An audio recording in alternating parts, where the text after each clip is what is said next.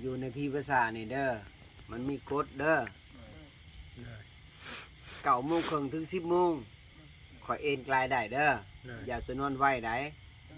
คันไผเว้าบ่ฟังอ่ะกูบ่าวบ่ไปปลุกได้สุดก่อนนั่นเอาสามเณรมาบอก9:30เด้อค่อยนอนพอไหว้พระแล้วปุ๊บเป็นรับก่อนเลยเป็นจังได๋เลอเลยเบิดโดนบีบคอโอ้โหเลย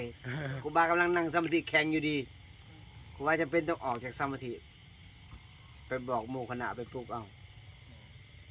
พี่วิชาชนเผ่าในเขตใดตั้งใจบำเพ็ญเพียรภาวนาเด้อ